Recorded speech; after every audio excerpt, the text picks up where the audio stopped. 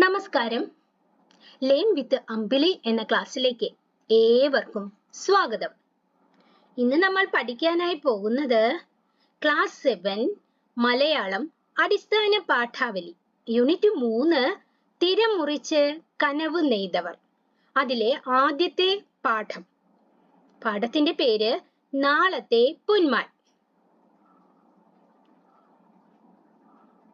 അതിലെ പഠന പ്രവർത്തനങ്ങളാണ് നമ്മൾ ആദ്യം ചെയ്യാൻ പോകുന്നത്. വായിക്കാം, കണ്ടെത്താം എന്ന ഭാഗത്തിലേക്ക് കടക്കാം. അതിലെ ചോദ്യം: ആറ്റിറമ്പ് എന്ന നാടിന് പൊന്മാനുകളുടെ നാട് എന്ന ഖ്യാതി കിട്ടിയത് എങ്ങനെ? ഉത്തരം ഒന്ന് നോക്കാം. കഥാകാരന്റെ നാടിന്റെ പേരാണ് ആറ്റിറമ്പ്. ഈ നാട്ടിൽ അനേകം പൊന്മാനുകളുണ്ട്. ആറിലെ മീനുകളെ കൊത്തിയെടുക്കാനായി പകലന്തിയോളം ആറ്റുതീര മരച്ചില്ലകളിൽ അവ കാത്തിരിക്കാറുണ്ട്. ഈ കാരണങ്ങളാൽ ഈ നാടിനെ പൊന്മാനുകളുടെ നാട് എന്ന് വിശേഷിപ്പിക്കുന്നു. നല്ല എളുപ്പമല്ലേ ഉത്തരം?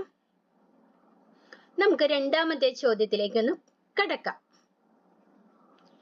വേനൽക്കാലത്ത് പൊന്മാനുകളുടെ അവസ്ഥ എന്ത്? വേനൽക്കാലത്ത് ഒഴുക്കെല്ലാം നിലച്ച് പുഴ ഒരഴുക്കുചാൽ പോലെ കിടക്കും. മരക്കൊമ്പുകളിൽ ഒറ്റയ്ക്കൊറ്റയ്ക്ക് കാണുന്ന പൊന്മാനുകളെല്ലാം ദുഃഖിതരും മൂകരുമാകുന്നു. മീനിളക്കങ്ങൾ നോക്കിയിരുന്ന് കണ്ണു കഴച്ച് ഉറക്കം തൂങ്ങിയിട്ടെന്ന പോലെ കുനിഞ്ഞുകൂടി ഇരിക്കുന്ന പൊന്മാനുകൾക്ക് വല്ലപ്പോഴുമാണ് വിശപ്പടക്കാനായി മീനിനെ കിട്ടുന്നത്. ഇതാണ് വേനൽക്കാലത്തെ പൊന്മാനുകളുടെ അവസ്ഥ. മൂന്നാമത്തെ ചോദ്യം: നാട്ടുകാരായ മീൻപിടുത്തക്കാർ ക്ഷുഭിതരായി സംസാരിക്കാനുള്ള കാരണമെന്ത്? ക്ഷുഭിതർ ദേഷ്യത്തോടെ, കോപത്തോടെ എന്നർത്ഥം. കോപിക്കപ്പെട്ടവർ എന്നൊക്കെ അർത്ഥം നമുക്ക് എടുക്കാവുന്നതാണ്. നാട്ടുകാരായ മീൻപിടുത്തക്കാർ വല വീശാനായി വന്നപ്പോൾ പരദേശികൾ വന്ന് മീൻ പിടിച്ചുകൊണ്ടുപോയ കാര്യം നാട്ടുകാർ പറയുകയുണ്ടായി. അത് കേട്ടപ്പോഴാണ് അവർ ക്ഷുഭിതരായി സംസാരിച്ചത്. ഇങ്ങനെ 3 ചോദ്യങ്ങളാണ് പാഠപുസ്തകത്തിൽ നമുക്ക് നൽകിയിട്ടുള്ളത്. ഇതിനു പുറമെ ഞാൻ ചില ചോദ്യങ്ങൾ കൂടി ഈ വിഭാഗത്തിൽ നിങ്ങൾക്ക് നൽകുന്നുണ്ട്. അതിലെ ആദ്യത്തെ ചോദ്യം: അതിലേറെ വേഗത്തിൽ മരച്ചില്ലകളിലേക്ക് തിരികെ പായുന്ന ആ കാഴ്ച ഒന്ന് കാണേണ്ടത് തന്നെയാണ്.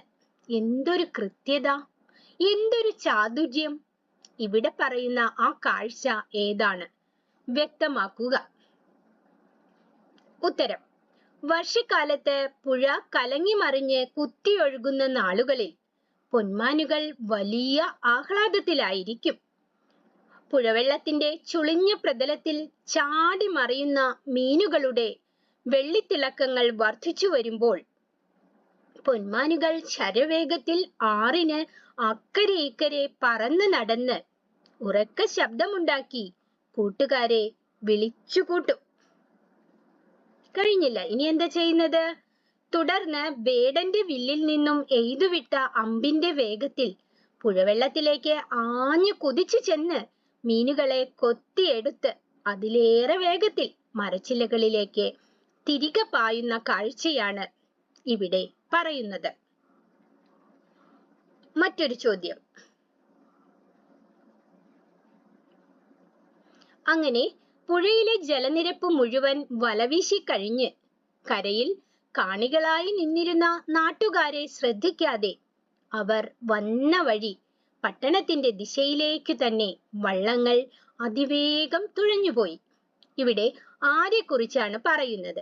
അവരുടെ പ്രത്യേകത എന്താണ്? കുറിപ്പെഴുതുക. ഇതാണ് ചോദ്യം. ഉത്തരം: ആരെക്കുറിച്ചാണ് ഇവിടെ പറയുന്നത്? പരദേശികളായ മീൻപിടുത്തക്കാരുടെ സംഘത്തെക്കുറിച്ച്. ഇനി അവരുടെ പ്രത്യേകത നമുക്കൊന്ന് നോക്കാം. മലർത്തിയിട്ട ഓലപ്പുടയുടെ ആകൃതിയിലുള്ള വള്ളങ്ങളിൽ പുലർച്ചയ്ക്ക് തന്നെ അവർ പുഴയിലെത്തി. സ്ത്രീകളും കുട്ടികളും അടങ്ങിയ അഗതികളെ പോലെ കാണപ്പെട്ട ഒരു സംഘമാണത്. പുഴയിലേക്കെറിഞ്ഞ വലകളിലെല്ലാം നിറയെ മീനുകളെ അവർക്ക് ലഭിച്ചു. നാണയങ്ങൾ വാരിക്കൂട്ടും പോലെ മീനുകളെ വലകളിൽ നിന്നും വള്ളങ്ങളിലേക്ക് എറിഞ്ഞു. വള്ളം നിറയെ മീനുകളുമായി അവർ വന്ന വഴിയെ പോവുകയും ചെയ്തു. അടുത്ത ചോദ്യം. നമ്മൾ വീണ്ടും പാഠപുസ്തകത്തിലെ പഠന പ്രവർത്തനങ്ങളിലേക്ക് എത്തുകയാണ്. ഇത് ഒരു കത്താണ്. ആർക്കുള്ള കത്ത്? പത്രാധിപർക്കുള്ള കത്ത്. വിഷയം ഇതാണ്: പൊന്മാനുകളെ പട്ടിണിയിലേക്ക് നയിച്ച പരിസ്ഥിതി പ്രശ്നങ്ങളുടെ കാരണങ്ങൾ പൊതുജന ശ്രദ്ധയിൽ കൊണ്ടുവരുന്നതിനായി പത്രാധിപർക്ക് ഒരു കത്തെഴുതാം. കത്തുകൾ നിങ്ങൾ എഴുതാറുണ്ടോ? കുറവാണല്ലേ? കത്തെഴുതുമ്പോൾ നമ്മൾ ആദ്യം പേപ്പറിന്റെ വലതുവശത്ത് മുകളിൽ സ്ഥലം എഴുതണം, തീയതി എഴുതണം. അതിന് താഴെയായിട്ട് സംബോധന വേണം. ആർക്കാണോ നമ്മൾ കത്തെഴുതുന്നത് അവർക്ക്. ഇവിടെ പത്രാധിപർക്കാണ്, അതുകൊണ്ട് ബഹുമാനപ്പെട്ട പത്രാധിപർ എന്ന് വേണം ചേർക്കാൻ. നമുക്ക് നമ്മുടെ കൂട്ടുകാരനാണെങ്കിൽ അല്ലെങ്കിൽ കൂട്ടുകാരിക്കാണെങ്കിൽ നമ്മൾ പ്രിയപ്പെട്ട കൂട്ടുകാരി, കൂട്ടുകാര അല്ലെങ്കിൽ അവരുടെ പേര് അതാണ് എഴുതേണ്ടത്. ഇനി നമുക്ക് കത്തിന്റെ ഉള്ളടക്കത്തിലേക്ക് കടക്കാം.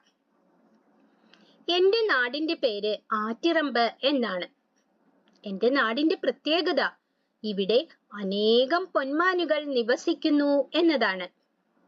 പുഴയിലെ മത്സ്യങ്ങളെ കൊത്തിയെടുത്ത് എന്നാണ് കേട്ടോ ഭക്ഷിച്ച് ആറ്റിൻ തീരത്തുള്ള മരങ്ങളിൽ ജീവിക്കുന്ന പൊന്മാനുകൾ ഇപ്പോൾ വിശപ്പടക്കാനാകാതെ രാപ്പകലെന്നേ രാത്രിയും പകലും എന്നർത്ഥം ഉറക്കെ കരയുകയാണ്. കാരണം പുഴയിൽ മീനില്ല എന്നതു തന്നെ.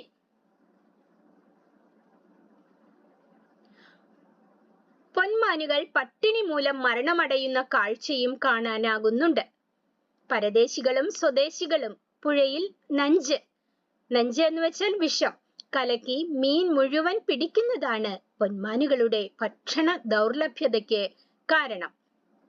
മാത്രമല്ല പുഴ ഇപ്രകാരം വിഷമയമാക്കുന്നത് സമീപവാസികളായ ഞങ്ങൾക്ക് പല പ്രകാരത്തിൽ ബുദ്ധിമുട്ടുകൾ ഉണ്ടാക്കുന്നു. ഞങ്ങൾ പ്രധാനമായും കുളിക്കാനും കൃഷിക്കുമെല്ലാം പുഴയിലെ വെള്ളത്തെയാണ് ആശ്രയിക്കുന്നത്. നാട്ടുകാരായ ഞങ്ങളെയും അതിലുപരി ഞങ്ങളുടെ നാടിന്റെ സ്വത്തായ പൊന്മാനുകളെയും സംരക്ഷിക്കുന്നതിനായി പുഴയിൽ നഞ്ചു കലക്കുന്നവർക്കെതിരെ നടപടികൾ സ്വീകരിക്കാൻ അങ്ങയുടെ പത്രത്തിലൂടെ ഈ വിവരം ബന്ധപ്പെട്ട അധികാരികൾ അറിയുന്നതിനു വേണ്ടി പ്രസിദ്ധീകരിക്കണമെന്ന് അഭ്യർത്ഥിക്കുന്നു. ഇതാണ് ഉള്ളടക്കം. ഇനി നമ്മൾ ചെയ്യേണ്ടത് അതിന് താഴെ നമ്മളുടെ കത്തെഴുതുന്ന ആളിന്റെ പേരും ഒപ്പും വയ്ക്കണം. ഇത്രയുമാണ് കത്തിന്റെ മാതൃക. അടുത്തതായിട്ട് നമുക്ക് ഭാവാത്മകമായി വായിക്കാം എന്ന ചോദ്യത്തിലേക്ക് പ്രവേശിക്കാം. ഒരു ഭാഗം നമ്മൾ വായിക്കുമ്പോൾ അത് വളരെ ഭാവതീവ്രതയോടെ വായിക്കണം. അതിനെക്കുറിച്ചാണ് ഇവിടെ വ്യക്തമാക്കുന്നത്. ഒന്ന് നോക്കാം. നമ്മൾ നാളത്തെ പൊന്മാൻ എന്ന കഥ പരിചയപ്പെട്ടല്ലോ. കഥാപാത്രങ്ങളെയും പരിചയപ്പെട്ടു. അവരുടെ വൈകാരിക ഭാവങ്ങൾ ഉൾക്കൊണ്ടുകൊണ്ട് നാളത്തെ പൊന്മാൻ എന്ന കഥ ഭാവാത്മകമായി വായിക്കുക. ഇവിടെ നമ്മുടെ കഥാഭാഗം വായിക്കാനാണ് ആവശ്യപ്പെട്ടിരിക്കുന്നത്.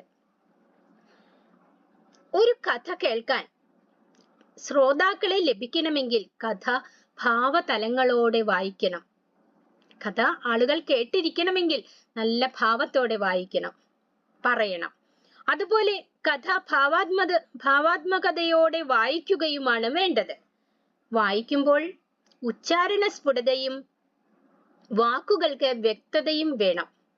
എല്ലാവർക്കും കേൾക്കത്തക്ക വിധം വേണം വായിക്കാൻ. കഥാപാത്രങ്ങളുടെ സ്വഭാവം അനുസരിച്ച് വായനയിൽ ഭാവങ്ങൾ ഉണ്ടാകണം. ആ കഥയിലെ കഥാപാത്രങ്ങൾ അവരുടെ സംഭാഷണത്തിന്റെ സ്വഭാവം, ഒരാൾ ദേഷ്യപ്പെട്ടാണ് സംസാരിക്കുന്നതെങ്കിൽ നമ്മൾ വായിക്കുമ്പോഴും അതേ ഭാവം, ആ ദേഷ്യത്തിന്റെ കോപത്തിന്റെ ഭാവം വരണം. വിനയത്തോടെയാണ് പറയുന്നതെങ്കിൽ നമ്മുടെ വായനയിലും വിനയം വരണം. തമാശയോടെയാണ് പറയുന്നതെങ്കിൽ നമ്മുടെ വായനയിലും ആ ഫലിതരസം കലർന്നിരിക്കണം. എങ്കിൽ മാത്രമാണ് നമ്മൾ വായിക്കുന്നത് എല്ലാവരും കാതു കൂർപ്പിച്ച് കേട്ടിരിക്കുകയുള്ളൂ. ഞാനൊരു ഉദാഹരണം നമ്മുടെ പാഠഭാഗത്ത് നിന്നും നിങ്ങളെ വായിച്ച് കേൾപ്പിക്കാം. ഭൂമികുലുക്കം ഉണ്ടായ കാലം മുതൽ കിളികളുടെ കൂട്ടക്കരച്ചിൽ കേട്ടാലുടൻ ആ അശുഭ ചിന്തയാണ് എൻ്റെ മനസ്സിൽ പെട്ടെന്ന് രൂപപ്പെടുക. എന്താ കിളികളെല്ലാം കൂടെ കരയുന്നല്ലോ, പിന്നെയും വല്ല ഭൂകമ്പോ മറ്റോ ഉണ്ടാകാൻ പോകുവാണോ എന്ന് ഞാൻ ലീലയോടായി ചോദിച്ചു. കണക്ക് ടീച്ചർ അപ്പോഴും കൃത്യമായി തന്നെ കണക്ക് കൂട്ടി കഴിഞ്ഞിരുന്നു. ഓ, ആ ആന്ധ്രാക്കാർ വന്ന് ആറ്റിലെ മീനെല്ലാം പിടിച്ചോണ്ട് പോയില്ലേ, അതുങ്ങൾ വിശന്നിട്ട് കരയുക, അവൾ പറഞ്ഞു. ഇത്രയുമാണ് ഞാൻ പറഞ്ഞു തരുന്നത്. അപ്പോൾ നിങ്ങൾ പാഠഭാഗം നല്ല ഭാവത്തോടെ ശ്രദ്ധയോടെ താളാത്മകമായി ഒന്ന് വായിച്ചു നോക്കൂ. അടുത്തത് നമുക്കൊരു ഇമെയിൽ തയ്യാറാക്കാം. സാങ്കേതിക വിദ്യയുടെ ഒരു ഉദാഹരണമാണല്ലോ ഇമെയിൽ സംവിധാനം. ഇവിടെ ചോദ്യം ഇതാണ്: ജലാശയങ്ങളിൽ നഞ്ചു കലക്കി മീൻ പിടിക്കുന്നത് പോലുള്ള നിരവധി സാമൂഹിക പ്രശ്നങ്ങളുണ്ട്.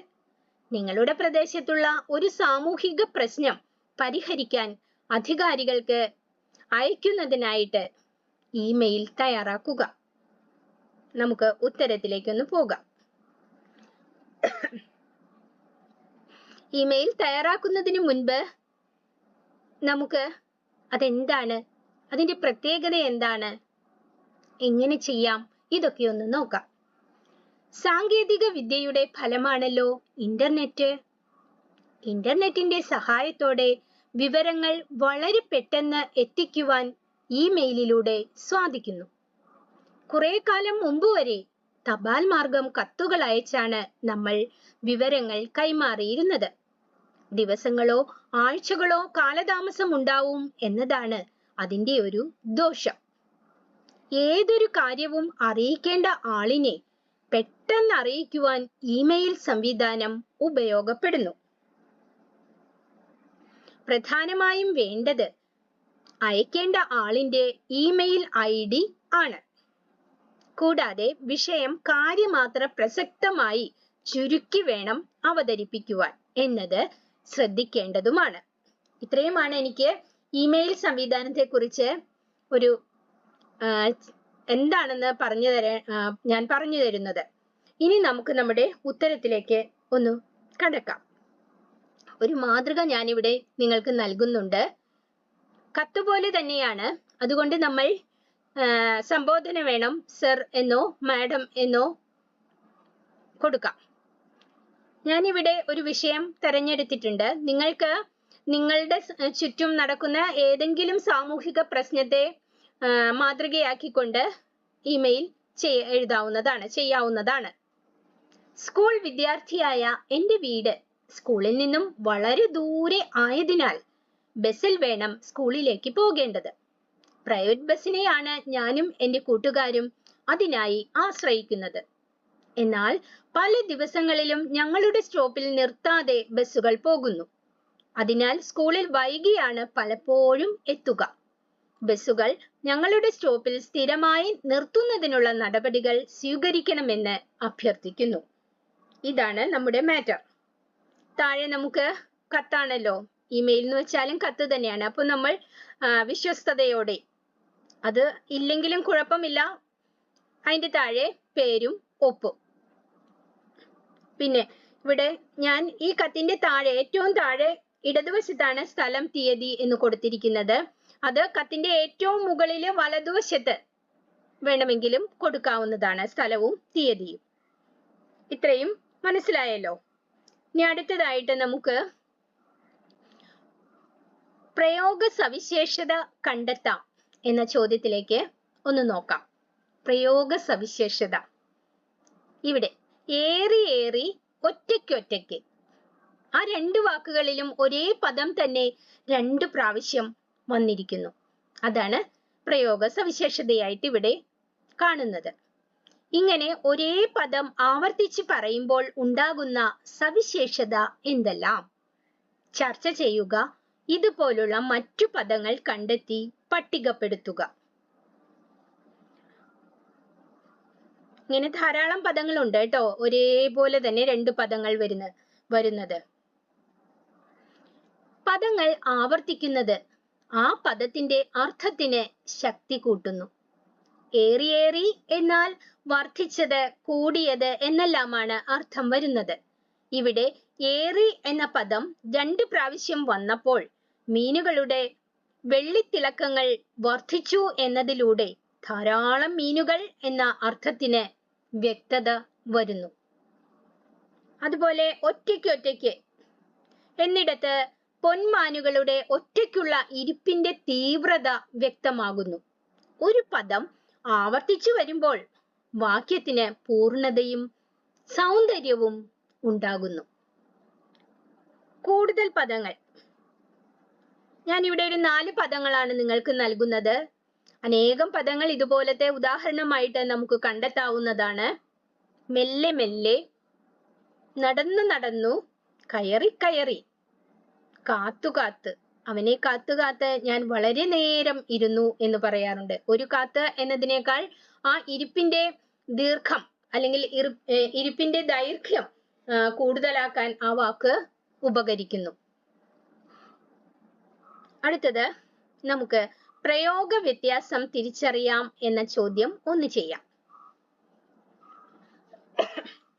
അവർ വന്ന വഴിയെ പട്ടണത്തിന്റെ ദിശയിലേക്ക് തന്നെ വള്ളങ്ങൾ അതിവേഗം തുഴഞ്ഞുപോയി. രണ്ടാമത്തെ വാക്യം, കുട്ടിയുടെ കളിപ്പാട്ടം പുഴവെള്ളത്തിലേക്ക് വീണുപോയി. ഇങ്ങനെ 2 വാക്യങ്ങൾ നമുക്ക് നൽകിയിരിക്കുന്നു. ഇതിന്റെ പ്രയോഗ വ്യത്യാസം നമുക്കൊന്ന് നോക്കാം.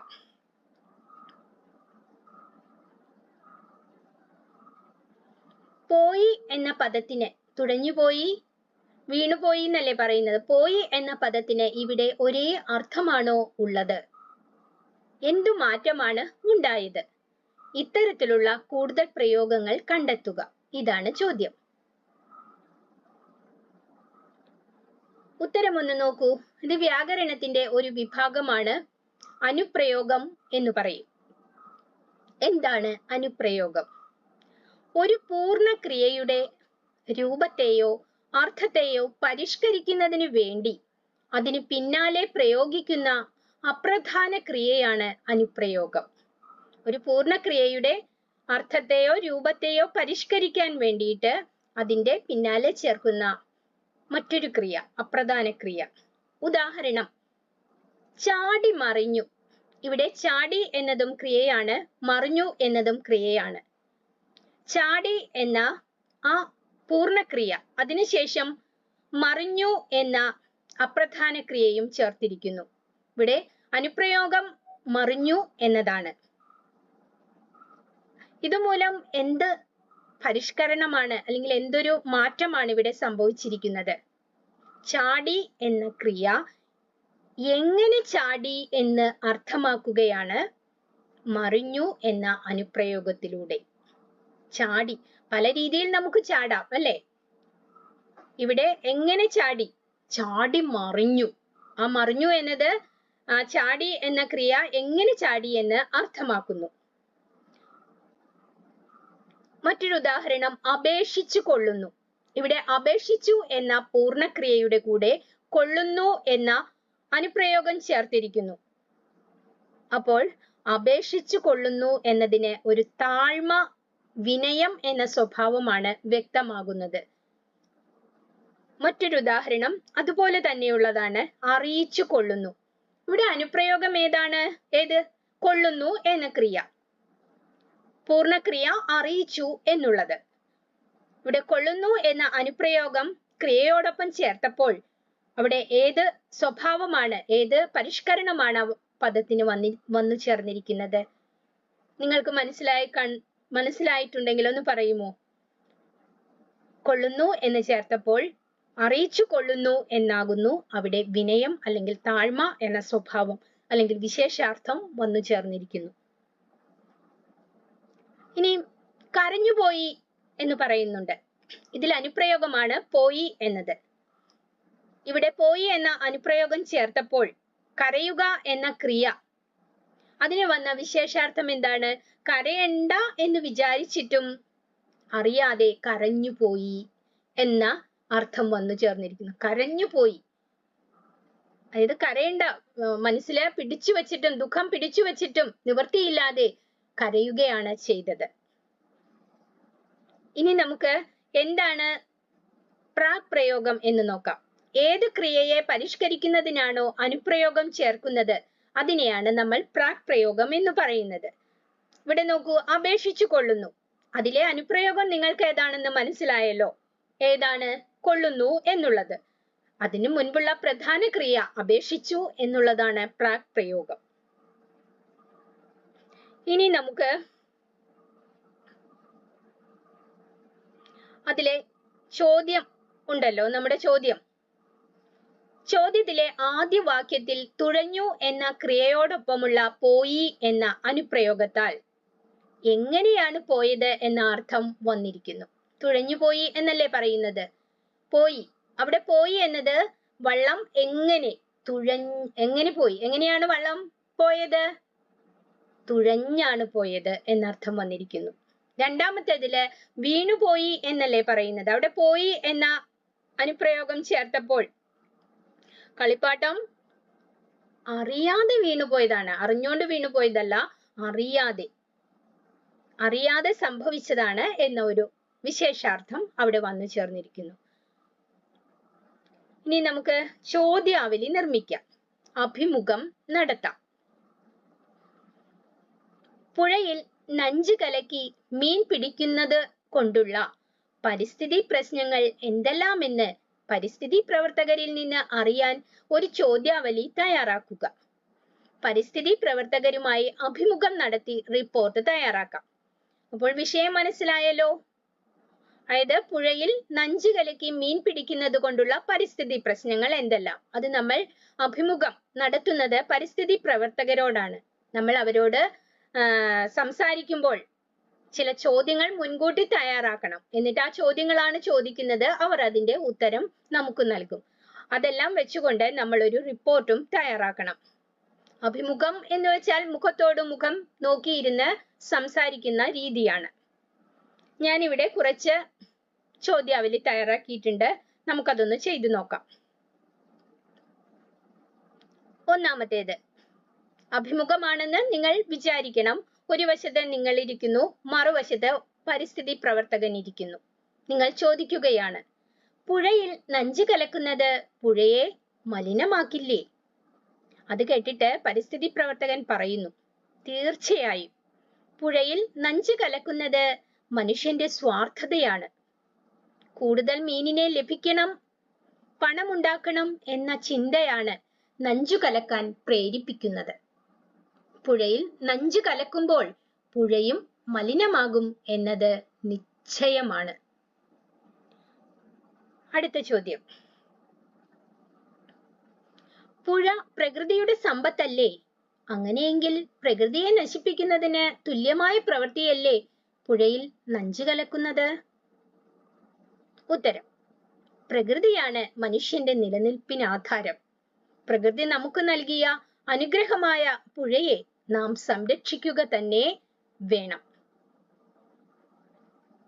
ഇനി നമുക്ക് അടുത്ത ചോദ്യത്തിലേക്ക് പ്രവേശിക്കാം. മൂന്നാമത്തെ ചോദ്യം, പുഴയിൽ നഞ്ച് കലക്കുന്നത് പുഴയെ ആശ്രയിച്ച് കഴിയുന്ന മനുഷ്യർക്കും ദോഷമല്ലേ? പരിസ്ഥിതി പ്രവർത്തകൻ മറുപടി പറയുന്നു, ഈ ചോദ്യം വളരെ നല്ല ചോദ്യമാണ്. മീൻ പിടിക്കാൻ വേണ്ടി നഞ്ച് കലക്കുമ്പോൾ പുഴയും വിഷമയമാകും. പുഴ മനുഷ്യന് പല വിധത്തിൽ പ്രയോജനപ്പെടുന്നുണ്ട്, കുടിക്കാനും കുളിക്കാനും കൃഷിക്കും എല്ലാം. അതിനാൽ നഞ്ച് കലക്കുന്നത് പുഴയെ ആശ്രയിച്ച് ജീവിക്കുന്ന മനുഷ്യർക്ക് ദോഷം തന്നെയാണ്. അടുത്ത ചോദ്യം, നഞ്ച് കലക്കി മീൻ പിടിക്കുമ്പോൾ മീനുകൾക്ക് മാത്രമാണോ ദോഷം വരുന്നത്? പരിസ്ഥിതി പ്രവർത്തകൻ മറുപടി പറയുന്നു, അല്ല, പുഴയിലെ മറ്റ് ജീവജാലങ്ങൾക്കും ദോഷം തന്നെയാണ്.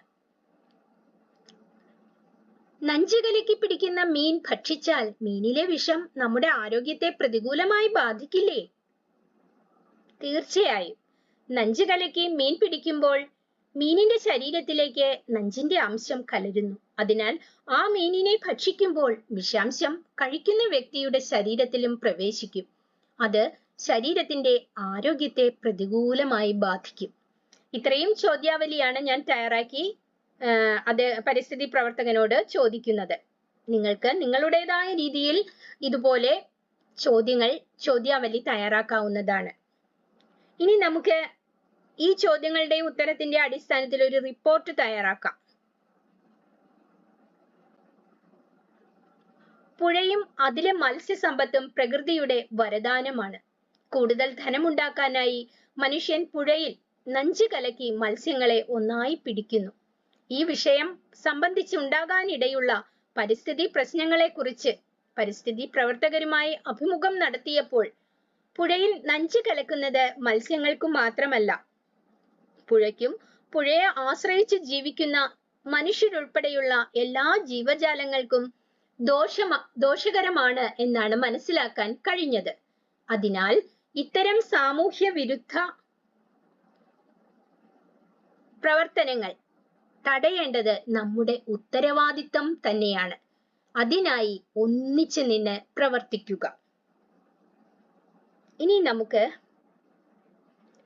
അടുത്ത ചോദ്യം. ശീർഷകത്തിന്റെ ഔചിത്യം വ്യക്തമാക്കാം. ചോദ്യം: നാളത്തെ പൊന്മാൻ എന്ന ശീർഷകം ഈ കഥയ്ക്ക് എത്രത്തോളം യോജിച്ചതാണ് എന്ന് വ്യക്തമാക്കുക. ഒറ്റവാക്കിൽ ചോദിക്കട്ടെ, യോജിച്ചതാണോ ഈ ശീർഷകം? നിങ്ങളുടെ അഭിപ്രായം എന്ത്? പെട്ടെന്ന് തന്നെ നിങ്ങൾ ഉത്തരം പറയും. അതെ, തീർച്ചയായും നാളത്തെ പൊന്മാൻ എന്ന ശീർഷകം നമ്മുടെ കഥയ്ക്ക് വളരെ യോജിച്ചത് തന്നെയാണ്. ഇനി എന്തുകൊണ്ട് അത് യോജിച്ചു എന്ന് നമുക്കൊന്ന് നോക്കാം. പുഴയുടെ കരയിലുള്ള മരക്കൊമ്പുകളിൽ ഇരുന്ന് പുഴയിലെ മീനിനെ ലക്ഷ്യം നോക്കി കൊത്തിയെടുത്ത് ഭക്ഷിക്കുന്ന പക്ഷിവർഗമായ, അവിടെ ഒരു ഇകാരം നഷ്ടപ്പെട്ടിട്ടുണ്ട്, പക്ഷിവർഗമായ പൊന്മാനുകളുടെ കഥയിലാണ് തുടക്കം.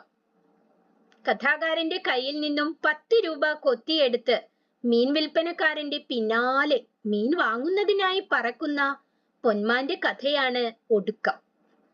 പ്രകൃതിയെ ആശ്രയിച്ച് ജീവിക്കുന്ന പൊന്മാനുകൾക്ക് മനുഷ്യന്റെ സ്വാർത്ഥത നിറഞ്ഞ പ്രവൃത്തി മൂലം ഭക്ഷണം കിട്ടാത്ത അവസ്ഥ വന്നു ചേരുന്നു. വിശപ്പ് മൂലം കരഞ്ഞുകൊണ്ടിരുന്ന പൊന്മാനുകളിൽ ഒരെണ്ണം കഥാകാരന്റെ പ്രവൃത്തികൾ നിരീക്ഷിച്ച് അതുപോലെ പ്രവർത്തിക്കുന്നു.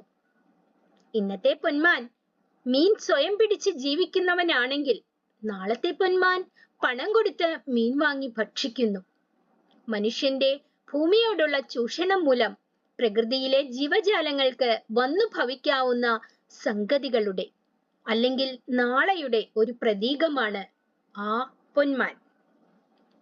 അതിനാൽ നാളത്തെ പൊന്മാൻ എന്ന ശീർഷകം ഈ കഥയ്ക്ക് തീർത്തും അനുയോജ്യം തന്നെയാണ്. ഇനി നമ്മൾ ആദ്യം ഒരു പ്രവേശകം പഠിച്ചിരുന്നല്ലോ. ആ പ്രവേശകത്തിലെ 2 ചോദ്യങ്ങൾ അതൊന്ന് ചെയ്യാം. ഒന്നാമത്തെ ചോദ്യം: പ്രതീക്ഷയുടെ ഏതെല്ലാം ഭാവങ്ങളാണ് കവിതയിൽ തെളിയുന്നത്? ഉത്തരം: എത്ര വലിയ ഇരുട്ടിനെയും ഇല്ലാതാക്കാൻ ഒരു ചെറിയ വെളിച്ചം മതിയാകും. മനുഷ്യജീവിതം പ്രതിസന്ധികൾ നിറഞ്ഞതാണ്. ഒരു പാത ഒരിക്കലും നേർരേഖയിലല്ല പോകുന്നത്. അവിടെ നേർ എന്നുള്ളത് എന്ന് വായിക്കണം കേട്ടോ. നേർരേഖയിലല്ല പോകുന്നത്. വളവുകളും തിരിവുകളും കയറ്റവും ഇറക്കവും ഉണ്ടാകും. അതുപോലെ ജീവിതം സുഖദുഃഖങ്ങൾ നിറഞ്ഞതാണ്. പ്രതിസന്ധികൾ വരുമ്പോൾ അതിനെ മറികടന്ന് നല്ലൊരു ജീവിതം നേടാൻ ശ്രമിക്കണം. ഇരുട്ട് ഇല്ലാതാക്കാൻ ചെറിയൊരു വെളിച്ചം മതിയെങ്കിൽ ജീവിത പ്രതിസന്ധി തരണം ചെയ്യാൻ നല്ലൊരു പ്രതീക്ഷ മതിയാകും. കവി പറയുന്നത് പോലെ എല്ലാം നശിച്ചു പോവുകയില്ല, എന്തെങ്കിലുമൊക്കെ ശേഷിക്കും. നമ്മുടെ മനസ്സിൽ സന്തോഷവും കണ്ണുകളിൽ വിശ്വാസവും ഉണ്ടെങ്കിൽ നല്ലൊരു ഭാവി നമുക്ക് സൃഷ്ടിക്കാൻ കഴിയും. അടുത്ത ചോദ്യം പ്രവേശകത്തിലേത് തന്നെയാണ്. മനുഷ്യ ജീവിതത്തിൽ ഇത്തരം പ്രതീക്ഷകളുടെ ആവശ്യം ഉണ്ടോ? ചർച്ച ചെയ്യുക. ഉത്തരം: മനുഷ്യ ജീവിതം പ്രതിസന്ധികൾ നിറഞ്ഞതാണ്. ജീവിതത്തിൽ കഷ്ടപ്പാടുകൾ വരുമ്പോൾ എല്ലാം അവസാനിച്ചു എന്ന് വിചാരിച്ച് തളർന്നിരിക്കാതെ എല്ലാം നേടിയെടുക്കണമെന്ന പ്രതീക്ഷയുണ്ടെങ്കിൽ ജീവിതം വിജയത്തിലെത്തും. ഉദാഹരണത്തിന്, ഒരു മത്സരത്തിൽ ആദ്യ റൗണ്ടിൽ പരാജിതനായി എന്ന് വിചാരിച്ച് മത്സരിക്കാതെ പിന്മാറുകയല്ല വേണ്ടത്. മറിച്ച് എനിക്ക് ജയിക്കണമെന്ന പ്രതീക്ഷയോടെ വാശിയോടെ വീണ്ടും വീണ്ടും മത്സരിക്കുമ്പോൾ വിജയം നമ്മെ തേടിയെത്തും. അതിനാൽ ഏതും നേടാൻ വേണ്ടി നമ്മുടെ മനസ്സിൽ വേണ്ടത് പ്രതീക്ഷയാണ്.